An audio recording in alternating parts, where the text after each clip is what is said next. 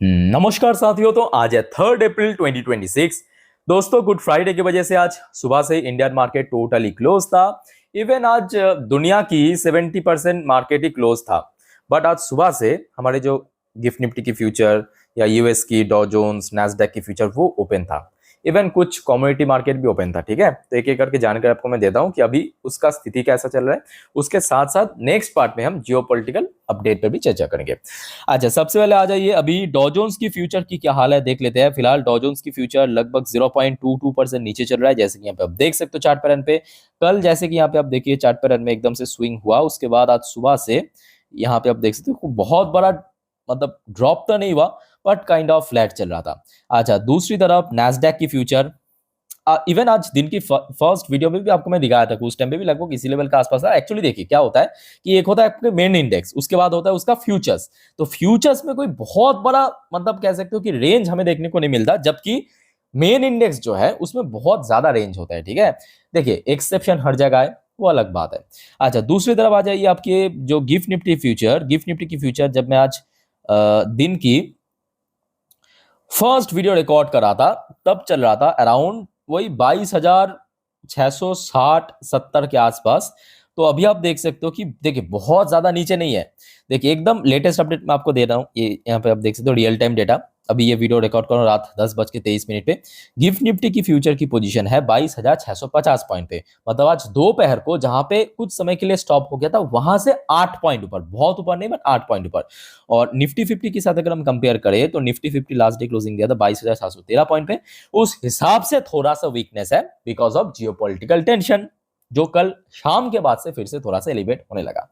अच्छा, इसके अलावा देखिए क्रूड ऑयल तो कल रात में ही क्लोज हो गया था। फिलहाल अभी आप देख लीजिए एक बार आखिरी बार $109 पर बैरल पे नाइट को क्लोजिंग दिया था। बट इंडियन करेंसी की वैल्यूएशन में दोस्तों बहुत ही ड्रास्टिक चेंजेस हमें देखने को मिला। जबकि 2 दिन पहले 95 तक पहुंच गया था इंडियन करेंसी की वैल्यूएशन, वही देखिए आज की डेट में प्राइस गिरते गिरते 92.72 रुपीस पे पहुंच चुका है 1 USD के अगेंस्ट में। मतलब प्राइस ड्रॉप हुआ, वैल्यूएशन इंक्रीज हुआ। प्राइस ड्रॉप होना मतलब वैल्यूएशन इंक्रीज होना। ठीक है, तो मतलब कुल मिला के बात करें, जो वैल्यूएशन गिर रहा था वो अभी फिर से बढ़ने लगा। बट देखिए कब तक बढ़ेगा ये भी थोड़ा सा डाउट है, क्योंकि अभी भी ये वॉर एग्जैक्टली खत्म नहीं हुआ ऑफिशियली, ये भी फैक्ट है। ठीक है, आइए दोस्तों, ये तो कुछ इंडेक्स था छोटा मोटा जो आपको मैं जानकारी दे चुका हूं। अब चलिए कुछ अच्छा कुछ डेटा भी आउट हुआ है और साथ में जियोपॉलिटिक्स टॉपिक पे भी चर्चा करेंगे। बट सबसे पहले दोस्तों आप सभी को रिक्वेस्ट करूंगा, प्लीज आप चैनल को सब्सक्राइब कर लीजिए अगर आपने अभी तक नहीं किया। और दोस्तों जैसे कि आपको पता होगा कि देखिए कल सैटरडे संडे 2 दिन बाजार तो क्लोज है, बट मंडे फिर से मार्केट ओपन होगा। तो मंडे बाजार ओपन होने से पहले मैं आपको संडे के दिन मतलब परसों सारे जानकारी दे दूंगा मार्केट के बारे में। मतलब अगले हफ्ते कौन कौन सी इकोनॉमिकल डेटा आउट होगा, कौन कौन सी इवेंट है मतलब अगले हफ्ते के लिए इंपॉर्टेंट, या अच्छा आगे कंपनीज की रिजल्ट भी आउट होगा Q4 की, उसका भी जानकारी। और सबसे अहम है जियोपॉलिटिक्स अपडेट।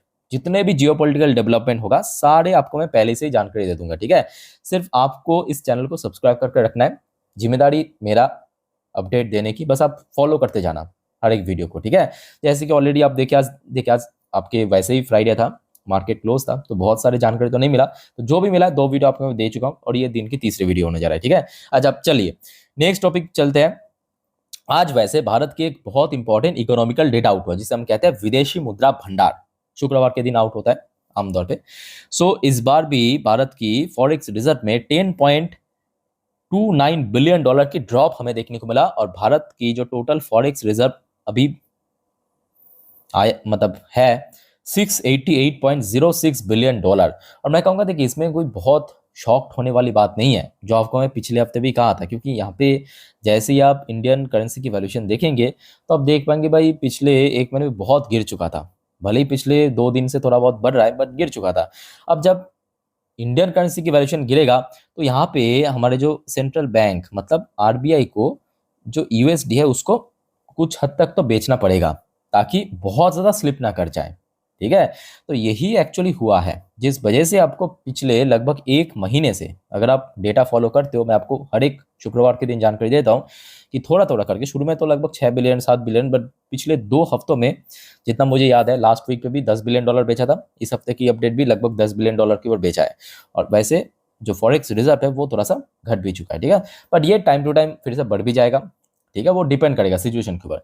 अच्छा नेक्स्ट दोस्तों, एक शॉकिंग चीज मैं आपको दिखाना चाहता हूँ। देखिए यहाँ पे शॉकिंग क्या है, पहले आप देखिए यूएस की आज अनएम्प्लॉयमेंट रेट आउट हुआ, साथ में जो जॉब क्रिएशन की डेटा आउट हुआ। चलो इस आप कहेंगे इसमें शॉकिंग बात क्या है, समझिए पहले। अनएम्प्लॉयमेंट रेट जहाँ पे गिरा है, आप कहेंगे भाई अच्छी बात है, जो आईटी कंपनी उसके लिए भी अच्छी बात है, ठीक है। अच्छा अनएम्प्लॉयमेंट रेट गिरा है 4.4% से ड्रॉप होके 4.3%। अब देखिए इसमें शॉक्ड होने वाली बात नहीं है। और जॉब क्रिएशन की बात करें, जो लास्ट मंथ पे था मतलब फरवरी पे 1,33,000, वो बढ़ के 1,78,000 हो चुका है। तो आप कहेंगे भाई बहुत बढ़िया यहाँ पे ग्रोथ देखने को मिले, इसमें शॉकिंग बात क्या है ना। शॉकिंग बात क्या है पता है, ये है शॉकिंग बात, ये है शॉकिंग बात। देखिए Trump admin data show 1,78,000 job added last month, जबकि ट्रम्प की जो एडमिनिस्ट्रेशन उन्होंने प्रेजेंट किया डेटा, उसमें देखा क्या 1,78,000। बल्कि यूएस की जो नेशनल इकोनॉमिस्ट है, उन्होंने इस डेटा को टोटली रिजेक्ट कर दिया कि भाई ये ट्रम्प पानी मिला रहा है, उसमें दूध में पानी मिला रहा है एक्चुअली, और टोटली उसको रिजेक्ट कर दिया। बाकी दोस्तों इस बारे में आप लोगों का क्या ओपिनियन है, राय है, कमेंट करके बताइए। अच्छा खैर ये तो आपके डेटा का पार्ट हो गया। अब आइए कुछ जियोपॉलिटिकल अपडेट देता हूँ। दोस्तों आपको पता होगा आज दिन की पहली वीडियो में, जस्ट नोट करना इस वीडियो की, ये वाली वीडियो आप देख सकते हो, आई थिंक आप लोगों ने देखा, नहीं देखा तो एक बार चेकआउट करके जरूर आइए, ठीक है। इस वीडियो की ठीक बीचों बीच येलो वाली पार्ट में आप देखिए एक न्यूज आपको मैं दिया था कि ईरान शूट डाउन F-35। एक तो लगभग 2 हफ्ते पहले एक शूट डाउन किया था, डैमेज किया था, और आज दोस्तों ईरान ने दावी किया कि एक और यूएस की जो F-35 फाइटर जेट है उसको शूट डाउन कर दिया। चलो अच्छी बात है। अब यहाँ पे सुनने आ रहा है, देखिए यूएस क्रू मेंबर रेस्क्यूड, मतलब देखिए शूट डाउन तो किया था, पर उसमें जो पायलट था वो इजेक्ट करके निकल गया था। इजेक्शन सीट होता है ना उसमें, उसके पीछे ऐसे 2 छोटे छोटे रॉकेट रहता है, जैसे आप इजेक्शन सीट दबाओगे वो फट से ऊपर निकल जाएगा, तोड़ के जो ग्लास है तोड़ के निकल जाएगा, तो कह सकते हो कि फाइटर बच जाएगा। अब यहाँ पे क्या है कि वो एक्चुअली चल रहा था तेहरान पे, अब जैसे इजेक्ट किया वो अंदर गिरा। अब ईरान दोस्तों उसको ढूंढ रहा है कि भाई क्या किधर, देखिए 1 US crew member rescued after fighter jet down over Iran, search continue for other. वहां पे 2 बंदा था, ध्यान से सुनना, क्योंकि ये जो F-35 है वो डुअल सीटर है। यहाँ पे आप देख सकते हैं F-35, ठीक है, ये डुअल सीटर है, एक आपके पायलट, उसके पीछे एक और क्रू मेंबर, ठीक है, जो उसको सपोर्ट करता है टाइम टू टाइम। तो एक का तो पकड़ लिया, दूसरा भी लापता है। तो वहां पे दोस्तों भी माहौल काफी गर्मा गर्म हो रहा है।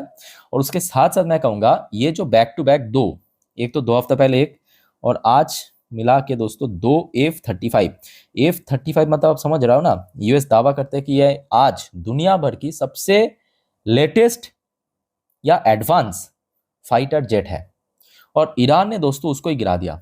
अब वो भी पिछले 2 हफ्तों में 2 गिरा दिया, बाकायदा उसकी एक क्रू मेंबर को तो पकड़ भी लिया। तो ये कहीं ना कहीं यूएस की F-35 की जो इमेज है उसको बहुत ज़्यादा डाउन करेगा। और इसकी जो बात है क्या पता है, F-35 आज दुनिया में बहुत सारे बड़े बड़े देश इसको यूज़ करते हैं, जापान से लेके आपके फ्रांस हो गया, नाटो कंट्रीज हो गया, इजराइल इवन हो गया, इसको यूज़ करते हैं। ओके मतलब जिसमें आप कह सकते हो कि यूएस की सबसे ज़्यादा गर्व था, उस गर्व को एकदम मिट्टी में मिला दिया ईरान ने कि भाई तेरे F-35 को ही तोड़ दिया हमने। बाकी दोस्तों इस बारे में आप लोग क्या विचार रखते हो, कमेंट करके बताइए। अच्छा उसके बाद आ जाइए, अब देखिए अब एक वॉर लड़ोगे, चाहे यूएस हो कोई भी देश हो, उसमें डिफेंस की डिमांड बढ़ता है, जो आपको मैं बार बार कहता हूँ कि देखिए वॉर चाहे कहीं पे भी हो, उसमें भारत को भी बेनिफिट मिलेगा, क्योंकि भारत की जो डिफेंस कंपनी है ना, उसका सप्लाई बढ़ जाएगा, उसका प्रोडक्शन बढ़ जाएगा। तो अभी ट्रम्प एडमिनिस्ट्रेशन ने क्या किया, $1 ट्रिलियन की दोस्तों डिफेंस स्पेंडिंग की घोषणा कर दिया। $1 ट्रिलियन मतलब आप समझ पा रहे हो ना, सीधा 50% बढ़ा दिया। आपके जानकारी के लिए मैं बता के रखना चाहता हूँ, पिछले टाइम $1 ट्रिलियन, वैसे ही देखिए यूएस बहुत ज्यादा डिफेंस स्पेंड करता है, ठीक है, डिफेंस पे स्पेंड करता है, बट स्टिल एक झटके में 50% बढ़ाना ये थोड़ा सा ज्यादा ही है, ठीक है। और इसके कारण मैं कहूँगा भारत को भी बहुत बेनिफिट मिलेगा।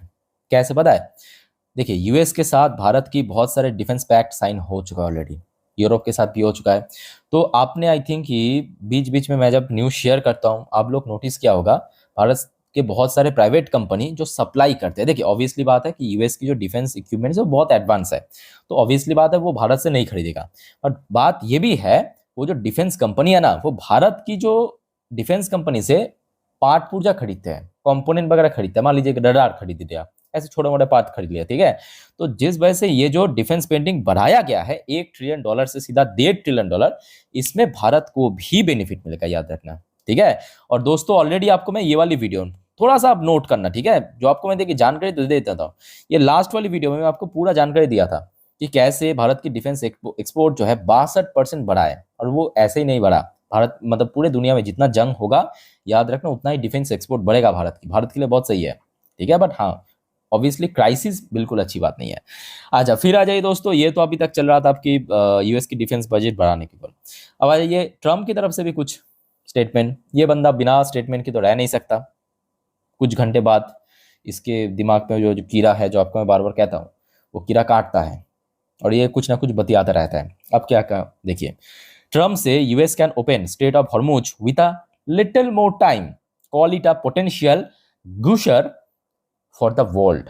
तो अब डोनाल्ड ट्रम्प ये कहा कि भाई बहुत कम समय में यूएस जो है स्ट्रेट ऑफ हॉर्मुज को ओपन कर सकता है। अब देखिए, इस चीज़ को आप दो टाइप से ले सकते हो। एक टाइप कि भाई ये जो व्यक्ति है डोनाल्ड ट्रम्प, ये बहुत ज़्यादा इगोइस्टिक है। पिछले जब से आया तब से लेकर अभी तक बहुत सारे कमिटमेंट किया, अल्टीमेटली 50% कह सकते हो कि हुआ, 50% नहीं हुआ। एक ये पॉइंट ऑफ व्यू हो गया। दूसरा दोस्तों, आप ये इस पॉइंट ऑफ व्यू से भी देख सकते हो कि यहाँ पे देखिए, हो सकता है कि ट्रम्प पागल है, आधा पागल है, वो सब मानते हैं, ठीक है, मैं भी मानता हूँ। बट आप यूएस की जो डिफेंस पावर या मिलिट्री पावर, उसको भी आप इग्नोर नहीं कर सकते। हो सकता है कि कुछ ऐसा बड़ा एक्शन ले ले, ठीक है, कि मान लीजिए कि ईरान की एकदम इकोनॉमी चौपट हो गया और ईरान मजबूरन खोलना पड़ गया, ये भी हो सकता है। तो दो कंडीशन में आपको बता दिया, अब देखना होगा इस दोनों में क्या होता है अल्टीमेटली, ठीक है।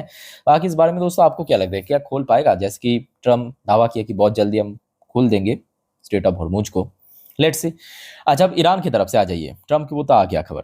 अच्छा, ईरान की तरफ से क्लेम किया है कि एक तो 135 को हमने शूट डाउन किया, उसके साथ साथ ईरान के बगल में आपको इराक दिख जाएगा, इराक की जो एयर स्पेस है वहां पे यूएस की एक ब्लैक हॉक हेलीकॉप्टर, ये दोस्तों सबसे मॉडर्न हेलीकॉप्टर आप कह सकते हैं, इस प्रकार की देखते हैं, इसका नाम है ब्लैक हॉक हेलीकॉप्टर। इसको भी शूट डाउन कर दिया, कौन? ईरान ने। बट पता नहीं, मतलब इसका कोई क्रॉस वेरिफिकेशन नहीं हुआ, ठीक है, मतलब दोनों पक्ष की तरफ से क्रॉस वेरिफिकेशन होता है ना, जैसे कि F-35 वाला जो शूट डाउन हुआ, वो यूएस भी मान चुका है कि हाँ ऐसा हुआ है, बट इसका कोई अभी क्रॉस वेरिफिकेशन नहीं हुआ। हो भी सकता है, ना भी हो सकता है, बट इसका फिलहाल चर्चा चल रहा है मार्केट में कि ऐसा कुछ हुआ है, ठीक है। अच्छा, उसके साथ साथ देखिए, ये तो आपकी वॉर के ऊपर अपडेट हो गया। अब रशिया, जो भारत की सबसे कह सकते हो कि अहम दोस्त है, अब रशिया दोस्तों फिर से भारत को याद कर रहा है। रशिया ने देख रहा है कि भाई क्राइसिस तो है, बेचारा भारत, इतना पॉपुलेशन है, ऑयल क्राइसिस तो है, स्टेट ऑफ हॉर्मुज से भले ही भारत को पैसेज मिल रहा है, बट स्टिल रिस्क तो है। तो रशिया ने क्या किया, भारत को कहा भाई आप लीजिए, कोई दिक्कत नहीं है, हमसे लीजिए, हम और ज़्यादा आपको देंगे। ऑयल एलएनजी सप्लाई बढ़ा दिया, ये कहते हुए, ओके। ये देखिए, Russia offer to increase crude oil LNG supplies to India as Iran war drag on. चलो, ये तो मैं कहूँगा, जो आप लोग पैनिक करते हो, या जो आज की डेट में भारत में लोग इतना पैनिक कर रहा है कि गैस को लेके, तेल को लेके, मैं कहूँगा उतना पैनिक करने की जरूरत नहीं है, सप्लाई तो ठीक ठाक ही चल रहा है। लेट से आगे क्या होता है, ठीक है। आज अब देखिए, अल्टीमेटली हम सब है तो निवेशक। अब देखिए, निवेशक के लिए एक और अपडेट ये है कि रिसेंटली जो सिचुएशन ग्लोबल, मतलब मिडिल ईस्ट में टेंशन, उसके बेस पे कुछ टॉप ग्लोबल ब्रोकरेज ने एक्चुअली निफ्टी 50 की टारगेट को डाउनग्रेड किया। कौन से ब्रोकरेज ने कितना डाउनग्रेड किया, ये जानना जरूरी है। पहले तो आप देख लीजिए, सिटी ग्रुप ने, सिटी रिसर्च ने एक डाउनग्रेड किया। डाउनग्रेड कितना किया, पहले आप देखिए, पहले जो टारगेट दिया था 28,500 की, उसको कट करके 27,000 की टारगेट दिया। दोस्तों, आप कौन से ब्रोकरेज के साथ जाना चाहते हो, मतलब किसकी ओपिनियन को आप एग्री करना चाहते हो, कमेंट करके प्लीज बताइएगा जरूर। पहले आप देख लीजिए कौन सी ब्रोकरेज ने क्या टारगेट दिया है। नोमुडा ने पहले टारगेट दिया था 29,300 की, इस बार फ्रेश टारगेट दिया 24,900 की। फिर आ जाइए आपके नोमुडा के बाद गोल्डमैन सैच ने भी पहले ओवरवेट की रेटिंग दिया था, इस बार मार्केट वेट की रेटिंग दिया। अगेन टारगेट प्राइस कट भी किया, पहले टारगेट दिया था 29,300 से लेके 29,500 की रेंज। आज की डेट में फ्रेश टारगेट दिया 25,300 से लेके 25,900 की रेंज, लगभग 14% रफली कट किया है। उसके बाद आ जाइए ब्रेनस्टेन की तरफ से भी कट किया है। ब्रेनस्टेन ने इसके पहले जो टारगेट दिया था 2026 के शुरू में, उसको कम करके 26,000 की टारगेट दिया है, ठीक है। और उसके बाद नहीं, ये कुछ ब्रोकरेज दोस्तों निफ्टी 50 को कवर किया, ठीक है। तो आप कौन सी ब्रोकरेज के साथ जाना चाहते हो, मतलब जो भी आपका ओपिनियन है शेयर कीजिए कमेंट बॉक्स में कमेंट करके। तो कुल मिला के देखिए माहौल अभी भी थोड़ा सा गंभीर तो है, बट आशा रखता हूँ सोमवार बाजार ओपन होने से पहले अगर ठीक ठाक माहौल हो गया, क्योंकि आज के डेट में कोई गारंटी नहीं है कि आज अच्छा तो कल बुरा तो परसों अच्छा, कुछ भी हो सकता है, ठीक है। सो आई थिंक मार्केट रिकवर कर सकता है अगर सोमवार के पहले सब कुछ माहौल वगैरह ठीक ठाक हो गया तो। सो देखिए जानकारी मैं आपको दे दूंगा टाइम टू टाइम, बस आप चैनल को सब्सक्राइब करके रखिए। और संडे वाली दोस्तों एक भी वीडियो मिस मत करना, जो कि मंडे के लिए मतलब अगले हफ्ते के लिए बहुत इंपॉर्टेंट है। बाकी आप लोगों का कोई कंफ्यूजन डाउट फाउट है, कोई टॉपिक और पूछना है, कमेंट करके प्लीज बताइए। तो इस वीडियो को वाइंड अप करता हूँ, मिलते हैं नेक्स्ट वीडियो में। टेक केयर, बाय बाय, जय हिंद।